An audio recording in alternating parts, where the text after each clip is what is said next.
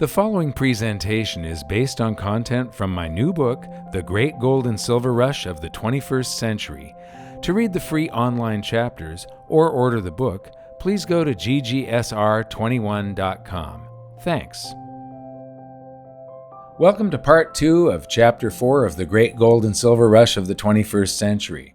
In the last part, we learned that the entire world monetary system is nothing but IOUs for IOUs, and what those IOUs basically owe all of us is our own future taxation. That's what gives them value. Now we're going to learn not what they are, but how they are created. And so this part is called IOUSA, in anticipation of taxation of the population of the nation. And to get right down to it, I'm going to use quotes from the Federal Reserve, the U.S. Department of the Treasury, and once again, the Bank of England's pamphlet, Money Creation in the Modern Economy. So, how does the Federal Reserve create currency? Usually through something called open market operations. So, what are open market operations? The open market desk at the Federal Reserve Bank of New York, or the desk, permanently or temporarily buys or sells treasuries issued or guaranteed by the U.S. Treasury or U.S. government agencies. When securities are bought or sold, reserves in the banking system are increased or decreased respectively. But I wanted to dig a little bit deeper than that, so I took a look at the Federal Reserve Act. And in Section 14, Open Market Operations, subsection B, it says all of this legal mumbo-jumbo. But if you want to know the true meaning, read only the red words. To buy and sell bonds and notes of the United States issued in anticipation of the collection of taxes, or other obligations which are direct obligations of the United States, or which are fully guaranteed by the United States as to the principal and interest, may be bought and sold, but only in the open market. And this is also important. But the whole thing is to buy and sell part of our future tax flow, part of our future lifetimes, part of our future work hours. But they can only do it in the open market, and that's very, very important, as you will see later, and it reflects on the entire rest of this chapter, and it has caused a lot of the problems that we see with QE, everything that has gone wrong since 2008. To understand it, you have to understand how this works. So, the Federal Reserve Act allows the Fed to buy and sell treasuries, our national debt, or any other obligation guaranteed by the government, in anticipation of future extraction of taxes from the population. They mostly buy U.S. treasuries, but since 2008, they've added mortgage-backed securities, and that's where the term other obligations comes in. And mortgage-backed securities, what gives them value basically is your mortgage payments. Now, if the mortgage-backed security was issued by a GSE, so if the MBS was issued by a GSE, which means government-sponsored enterprise, like Fannie Mae, Freddie Mac, or Ginnie Mae, then your MBS is guaranteed by, wait for it, drum roll please, you. Because if it's guaranteed by the government, it's guaranteed by your taxes. So the Federal Reserve is now the largest lien holder on your future taxes and on real estate in general, on your mortgage. So, open for business. What does it mean when it says that the Federal Reserve can buy, but only in the open market? You'd think that it means that they can buy on the same exchanges that we can, but it doesn't actually mean that. So from whom do they buy? The Federal Reserve Act specifies that the Federal Reserve may buy and sell Treasury securities, but only in the open market. The Federal Reserve meets this statutory requirement by conducting its purchases and sales of securities chiefly. And this is important, chiefly because it isn't only through the open market. It's mostly through the open market. But they have found ways of getting around the Federal Reserve Act. Through transactions with a group of major financial firms, so-called primary dealers, that have an established trading relationship with the Federal Reserve Bank of New York. And that comes from the Federal Reserve Bank of New York, the quote. And then a quote from the U.S. Department of the Treasury. Primary dealers are trading counterparties of the New York Fed in its implementation of monetary policy. They are also expected to make markets for the New York Fed on behalf of its official account holders as needed and to bid on a pro rata basis in all Treasury auctions at reasonably competitive prices. That's a quote from the Department of the Treasury. Now, I've bolded some of these words so that you can read it like this. Primary dealers are trading counterparties of the New York Fed. They are also expected to bid in all Treasury auctions, because that's basically what this says. So if you look at Chapter 4 of Hidden Secrets of Money, it shows you that process. The primary dealers buy from the Treasury, and then they sell to the Fed, and they make a markup on it. Now, I believe the reason that Congress put this open market clause in there is so that the Fed can't show favoritism to one bank or another. The Bank of England, for instance, can purchase directly from a bank. So it would be possible to, if you don't like a bank, to charge them more on things, to make it harder for them to make a profit, and for somebody that you're showing favoritism to give them special deals. That keeps that type of favoritism at bay by putting this in there, but it creates a big problem later with the accumulation of bank reserves, as we will see, which has caused huge dislocations in the entire economy. So this is a completely different open market than the ones that you and I use. The Fed has to use its primary dealers, but the primary dealers can buy from the Treasury or from anyone else they want. Any brokerage firms, they can buy on the exchanges.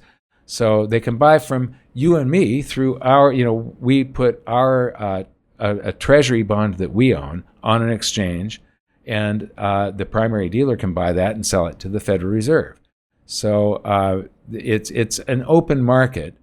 They just can't deal directly with the banks.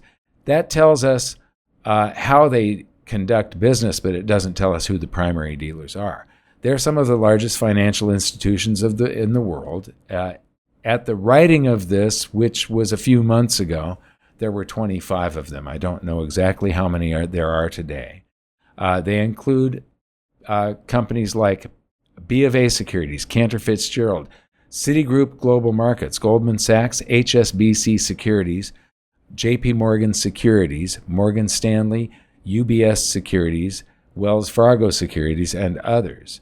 Now you'll notice those names are either like Cantor Fitzgerald is not a bank. Citigroup Global Markets is not a bank. B of A Securities is not a bank. Bank of America is a bank, but B of A Securities is not. The Fed cannot deal direct with any of the banks.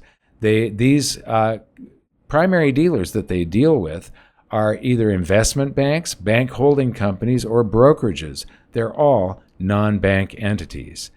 And they do not have reserve accounts at the Federal Reserve, but they either are owned by a holding company that owns a bank that they deal with, or they've got another arm of their business, another separate entity that's under the same corporate umbrella that is a bank that they deal with, or they just have an outside bank that they deal with.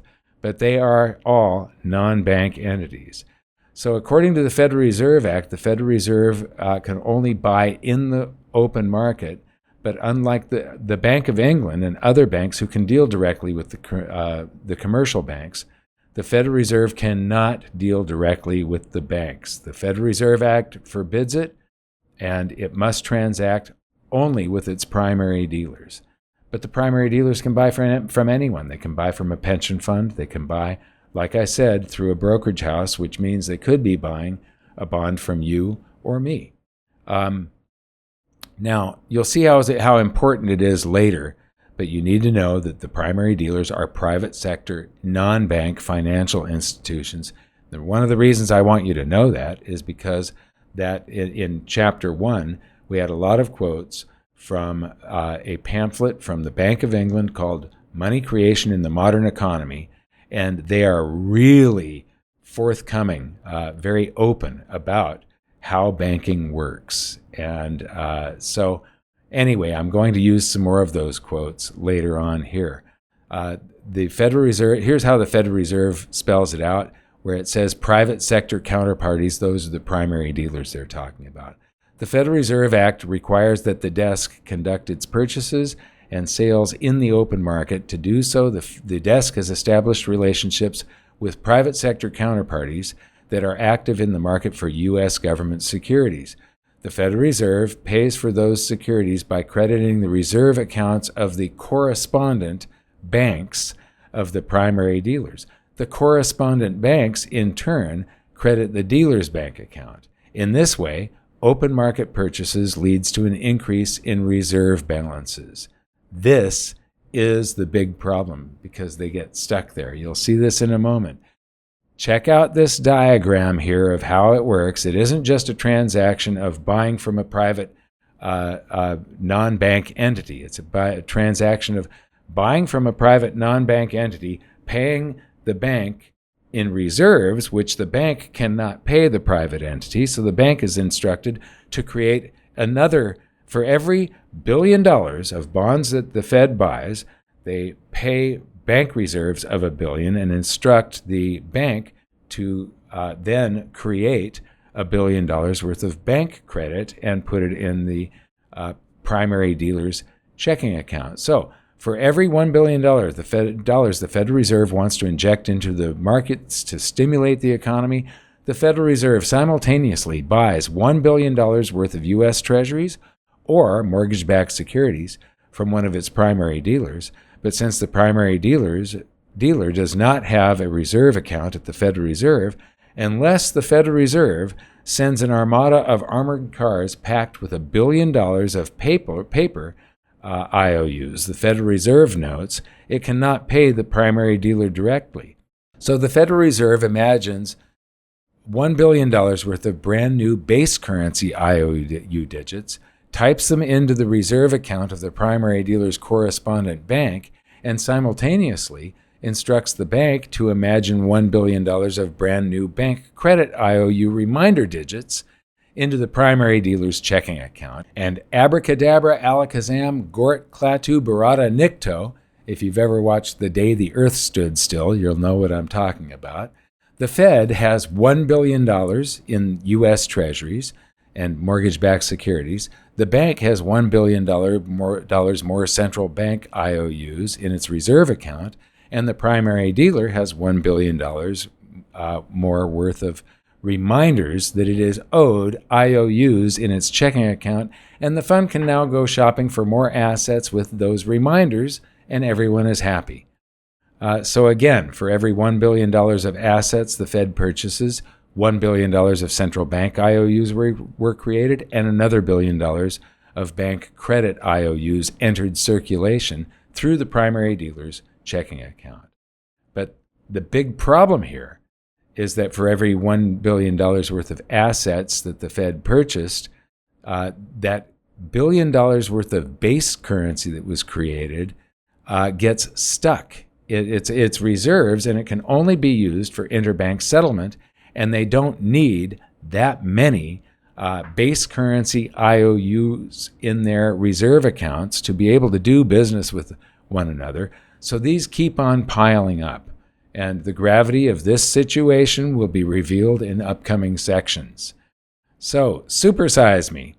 The Federal Reserve claims that QE is just reducing the number of short-term treasuries it holds while massively increasing their holdings of longer-term treasuries, which is notes and bonds. So here's how the Federal Reserve describes it. The Federal Reserve greatly expanded its holdings of long-term securities through open market purchases with the goal of putting downward pressure on longer-term interest rates and thus supporting economic activity and job creation by making financial conditions more accommodative. What is it saying there? It's saying that if it purchases a bunch of long-term bonds and notes, that the extra demand drives up the price on those. The interest rate is the inverse of price, so it pushes interest rates down. When interest rates fall, you buy more houses and cars and everything else, and when you do that, you're going to take out a loan. When you take out a loan, you're creating currency. Your signature is what is creating. The bank will imagine IOUs and loan them to you at interest when your signature hits that paper. So if you look behind the curtain, though, you're going to see that they're doing business the same old way. QE is really just open market operations, but a whole lot bigger. Now, right after the financial crisis of 2008, Ben Bernanke did liquidate all of the short-term U.S. treasuries, but we've replaced all of them. So QE is not this twist in the maturity dates of these IOUs that they are buying from the Treasury. That's what a U.S. Treasury is, once again. It's another IOU. The important thing here is that they call them large-scale asset purchases. How large are they? From before the financial crisis of 2008 to 2022, the Federal Reserve holdings of long-term notes and bonds rose by a factor of 10.5 times. The total securities held outright, which includes the long-term bonds and the short-term treasuries and mortgage-backed securities, rose 10.75 times. But since bank reserves get stuck in their reserve accounts, they were up by a factor of more than 400 times, and they used to have something called required reserves and excess reserves. And the required reserves were the reserves that were required to keep the banking system operating smoothly. The excess reserves was anything above that, and the excess reserves have grown by roughly 2,500 times. So, why quantitative easing?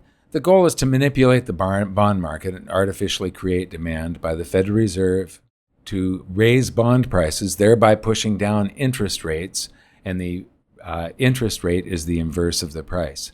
The intention is to stimulate the economy. The result is that lower interest rates and all this brand new currency that was pumped directly into the financial sector created massive bubbles in both real estate and the stock markets. And the knock-on effect, as you will see shortly, is that Wall Street was enriched at the expense of Main Street. Wall Street made out, while Main Street paid out. But my big question is, why aren't we all questioning the morality of this? Think of it. I mean, why do we allow an entity to counterfeit currency into existence and buy assets such as bonds, which is cash flow from all of our future taxation? It's the national debt that they're buying. And while they're doing that, they're bidding these bonds away from us. So this could be a private investor that is getting a deal on the bonds instead of the Federal Reserve, but they're going to raise the price of those bonds, artificially inflating it, causing these massive bubbles and bidding those assets away from private investors like you. This is so incredibly immoral. It should be illegal, and it was before the Federal Reserve was created. QE, FED, and BOE. So we've established that the Federal Reserve Act forbids the Federal Reserve from purchasing securities directly from commercial banks. They must use their network of private sector non-bank entities, the primary dealers, as the middleman. The Bank of England, however, can deal directly with the commercial banks, but with the financial crisis of 2008, the Bank of England adopted a program of quantitative easing by doing exactly what the Federal Reserve has always done, buying from private sector, non-bank entities. Thus, for the purpose of explaining QE, we can treat the Federal Reserve and the Bank of England actions as equivalent to each other. With that in mind, I'm going back to the Bank of England for a moment because, as I said, their pamphlet, Money Creation in the Modern Economy, they are much more forthcoming in their description of banking. So I'm going to use quotes from that pamphlet again. So remember, narrow money is currency that the banks use. Broad money is the currency that we use. So my question, what is the point of QE? QE is intended to boost the amount of money in the economy directly by purchasing assets mainly from non-bank financial companies. Question, why purchase from non-bank financial companies? Answer, while asset purchases from banks increase the monetary base, or narrow money, purchases from non-banks increase the monetary base and broad money at the same time. banks gain both new reserves and a corresponding new customer deposit when assets are purchased from non-banks.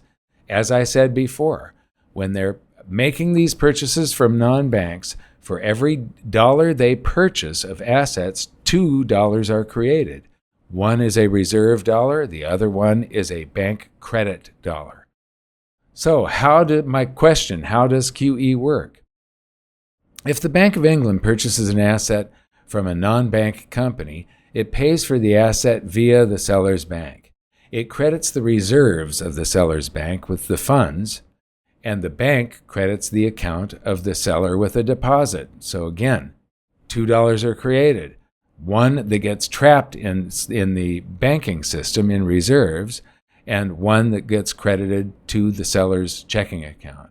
This means that while assets purchased from non-banks increase the monetary base or narrow money, purchases from non-banks increase the monetary base and broad money at the same time. Question: but aren't all the extra reserves just free base currency IOUs for the banks? Answer: as a byproduct of QE, new central bank reserves are created. The additional reserves are simply a byproduct of this transaction. It's sometimes argued that because they are assets held by commercial banks that earn interest, these reserves represent free money for banks. While banks do earn interest on the newly created reserves, QE also creates an accompanying liability for the banks in the form of, and the Bank of England used a pension fund here as an example. So this is just an example. So any private entity that the bank purchased from, the pension fund's deposit, which the bank itself will typically have to pay interest on. In other words, QE leaves banks with both a new IOU from the central bank, but also a new equally sized IOU to consumers. And I just find this hilarious that the Bank of England is admitting in this pamphlet that it's nothing but IOUs. So, but I thought you said that lending creates deposits. Are there any loans here? QE boosts broad money without directly lending to or requiring an increase in lending. QE works by circumventing the banking sector, aiming to increase private sector spending directly. So normally, currency is brought into existence when we take out a loan, but we have to repay the principal on that loan. So we have to save up currency. When we pay it back, that currency extinguishes the debt, and those dollars are annihilated. They vanish, and we're always borrowing just a little bit more currency into existence.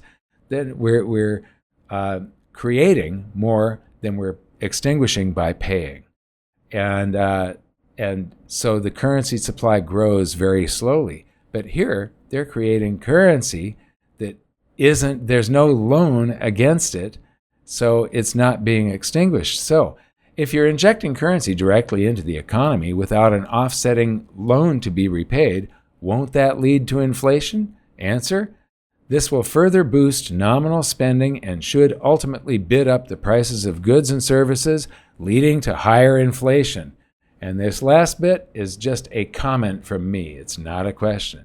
Well, the thought, be careful what you wish for, comes to mind. I want to thank you for watching this video of part 2 of Chapter 4 of the Great Gold and Silver Rush of the 21st century. And you're going to see how important this part was when you watch the next part. Thanks for watching, but this is by no means the whole story. If you want the full story, including my free online-only chapters and companion videos, there's a wealth of information at ggsr21.com. Thanks.